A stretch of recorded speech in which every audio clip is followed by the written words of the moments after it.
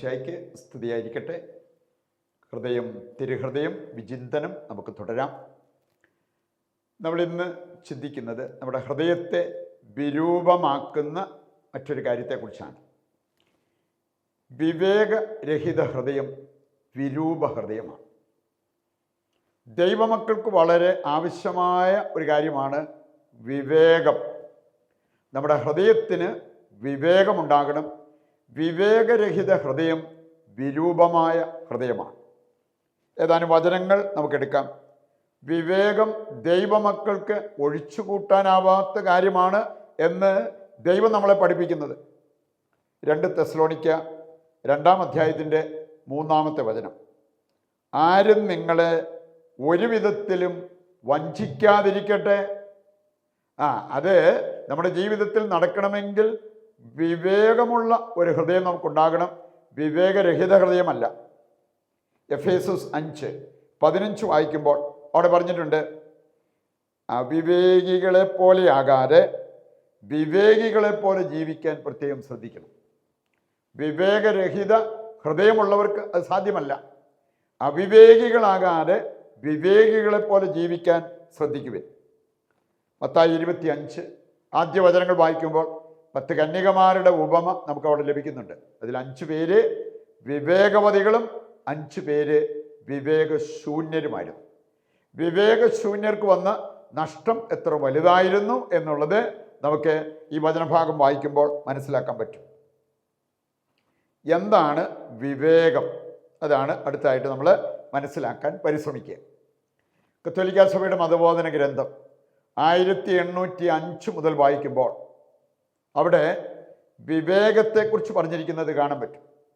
ചില അടിസ്ഥാന പുണ്യങ്ങൾ ദൈവമക്കളുടെ ജീവിതത്തിൽ ഉണ്ടായിരിക്കേണ്ടത്, അതിൽ ഒന്നാമത്തേതാണ് വിവേകം. സഭ നമ്മെ പഠിപ്പിക്കുകയാണ്, ഏത് സാഹചര്യത്തിലും യഥാർത്ഥ നന്മ എവിടെയാണെന്ന് അറിയാനും ആ നന്മയിലെത്താനുള്ള യഥാർത്ഥ വഴി ഏതെന്നറിയാനും നമ്മെ സഹായിക്കുന്നതാണ് വിവേകം. പറയുണ്ട്, സൗന്ദര്യത്തിന് വേണ്ടി സമ്പത്തിന് വേണ്ടിയൊക്കെ നമ്മൾ പ്രാർത്ഥിക്കുന്നതിനേക്കാൾ കൂടുതൽ നമ്മൾ പ്രാർത്ഥിക്കേണ്ടത് ഈ വിവേകം, അത് നമുക്ക് ലഭിക്കാൻ വേണ്ടിയാണ്. അപ്പോൾ യഥാർത്ഥ നന്മ എവിടെയാണെന്നും അവിടെ എത്താനുള്ള യഥാർത്ഥ വഴി ഏതെന്നും നമുക്ക് മനസ്സിലാക്കാൻ പറ്റും. മൂന്നാമത്തെ കാര്യം, വിവേകരഹിത ഹൃദയം നാശം വിതയ്ക്കും എന്നുള്ള കാര്യം വചനം കൃത്യമായിട്ട് നമ്മളെ പഠിപ്പിക്കുന്നുണ്ട്. ഹൃദയം വിവേകരഹിതമാണെങ്കിൽ അത് നാശം വിതയ്ക്കും. നമുക്ക് ലൂക്കായുടെ സുവിശേഷം 12-ാം അധ്യായം 11-12 വചനങ്ങൾ എടുക്കുമ്പോൾ ഒരു വലിയ ഒരു നേട്ടം നമ്മുടെ ജീവിതത്തിൽ ഉണ്ടാകാനുള്ള വഴി അവിടെ പറഞ്ഞിട്ടുണ്ട്. നീ എൻ്റെ നാമത്തിൽ നിലകൊള്ളുമ്പോൾ എന്തു പറയണം, എങ്ങനെ പറയണം എന്നൊന്നും ചിന്തിച്ച് ആകുലപ്പെടണ്ട. പറയേണ്ടത് തക്ക സമയത്ത് നിനക്ക് പരിശുദ്ധാത്മാവിലൂടെ നൽകപ്പെടും. പറയുന്നുണ്ട്, ഈ ഒരു പ്രൊവിഷൻ അത് നമ്മൾ എടുത്ത് നമ്മുടെ ജീവിതത്തിൽ മുമ്പോട്ട് പോകുന്നില്ലെങ്കിൽ നാശം വിതയ്ക്കും എന്നുള്ളത് ദൈവം നമ്മെ ഓർമ്മിപ്പിക്കുകയാണ്. നമ്മുടെ തോന്നലുകൾക്കും ഇഷ്ടങ്ങൾക്കും അനുസരിച്ചല്ല ജീവിതത്തിൽ മുമ്പോട്ട് പോകേണ്ടത്, പരിശുദ്ധാത്മാവ് പറയുന്ന അനുസരിച്ച്. അതിന് ഈ അഭിഷേകം ഏറ്റെടുക്കാനുള്ള വിവേകമുള്ള ഹൃദയം നമുക്കുണ്ടാകണം. റോമാലേഖനം 1-ാം അധ്യായം 21 മുതൽ വായിക്കുമ്പോൾ വിവേകരഹിതം ഹൃദയമുണ്ടായിരുന്നത് കൊണ്ട് ചിലർക്ക് പറ്റിയ ഒരവസ്ഥ അവിടെ സൂചിപ്പിച്ചിരിക്കുന്നത് കാണാൻ പറ്റും. അവർ പാപത്തിൻ്റെ കൂമ്പാരമായിട്ട് മാറി. വിവേകരഹിത ഹൃദയം അന്ധകാരത്തിൽ അവരെ ആഴ്ത്തി പല പാപങ്ങളിലേക്ക് നയിച്ചതിനെക്കുറിച്ച് ഈ വചനഭാഗം റോമാലേഖനം 1-ാം അധ്യായം 21 മുതൽ വായിക്കുമ്പോൾ നമുക്ക് കാണാൻ പറ്റും. അവസാനമായിട്ട് നമ്മൾ ചിന്തിക്കുന്നത് വിവേകരഹിത ഹൃദയത്തിൻ്റെ ചില സൂചനകളെക്കുറിച്ച്. ഈ കാര്യങ്ങൾ നമ്മൾ മനസ്സിലാക്കിയിരുന്നാൽ നമ്മുടെ ഹൃദയം വിവേകമുള്ള ഹൃദയമാണോ വിവേകരഹിത ഹൃദയമാണോ എന്ന് നമുക്ക് മനസ്സിലാക്കാൻ പറ്റും. ഒന്നാമത്തെ കാര്യം, ലേവ്യരുടെ പുസ്തകം 26:43 നമ്മളെ പഠിപ്പിക്കുന്നതാണ്. അവിടെ പറഞ്ഞിരിക്കുന്നത്, വിവേകരഹിത ഹൃദയം കൽപ്പനകൾ നിരസിക്കും. ദൈവത്തിൻ്റെ കൽപ്പനകൾ നമ്മൾ സ്വീകരിക്കുന്നവരോ അതോ നിരസിക്കുന്നവരോ. രണ്ടാമത്തെ കാര്യം നമ്മൾ കാണുന്നത് നിയമാവർത്തനം 17:17. അവിടെ പറഞ്ഞിരിക്കുന്നത്, വിവേകരഹിത ഹൃദയം വഴിതെറ്റും, അഥവാ അവർക്ക് മാർഗഭ്രംശം സംഭവിക്കും. നമ്മൾ ശരിയായ മാർഗത്തിൽ തന്നെയാണോ ഇപ്പോൾ പൊയ്ക്കൊണ്ടിരിക്കുന്നത്, അതോ വഴിതെറ്റി സഞ്ചരിക്കുകയാണോ? അതിലൂടെ നമ്മുടെ ഹൃദയം വിവേകമുള്ളതോ വിവേകരഹിതമോ എന്ന് നമുക്ക് മനസ്സിലാക്കാൻ പറ്റും. സുഭാഷിതങ്ങൾ 19-3 വചനം എടുത്താൽ അവിടെ പറഞ്ഞിട്ടുണ്ട്, വിവേകരഹിത ഹൃദയം ദൈവത്തെ പഴിക്കും. ഇന്ന് ചിലർ അവരുടെ തെറ്റുകൊണ്ട് തകർച്ചകളും പരാജയങ്ങളൊക്കെ വന്നാലും ദൈവത്തെ പഴിക്കും. അത് വിവേകരഹിത ഹൃദയമായതുകൊണ്ടാണ്. ഹോസിയ 10 വചനവും 2 തീമോത്തി 3 13 വായിച്ചാൽ അവിടെ പറഞ്ഞിട്ടുണ്ട്, വിവേകരഹിത ഹൃദയം വഞ്ചിക്കും, വഞ്ചിക്കപ്പെടും.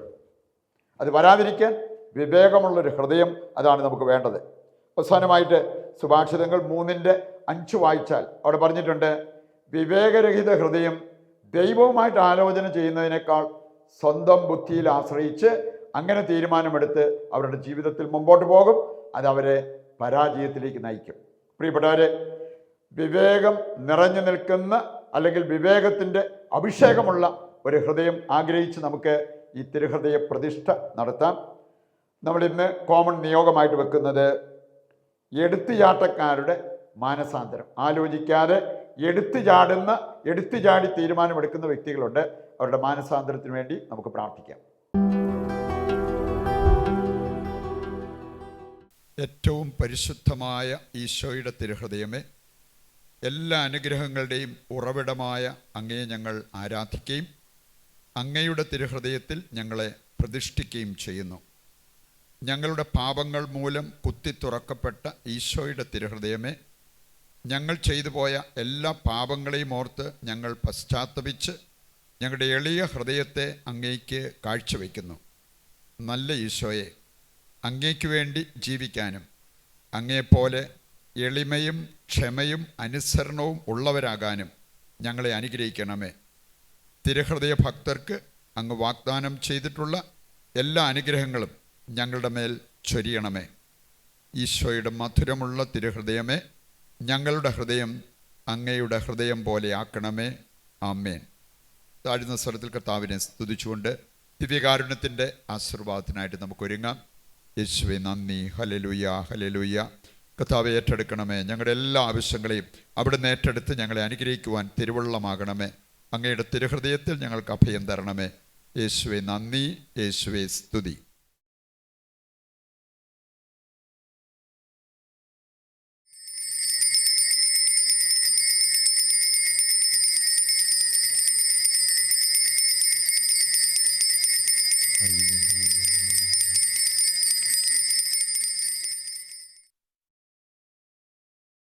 പരിശുദ്ധ പരമ ദിവ്യകാരുണ്യത്തിന് എന്നേരവും ആരാധനയും സ്തുതിയും പുകഴ്ചയും ഉണ്ടായിരിക്കട്ടെ. ഈശോ മിശിഹായ്ക്ക് സ്തുതിയായിരിക്കട്ടെ. ദൈവം നിങ്ങളെ സമർത്ഥമായി അനുഗ്രഹിക്കട്ടെ.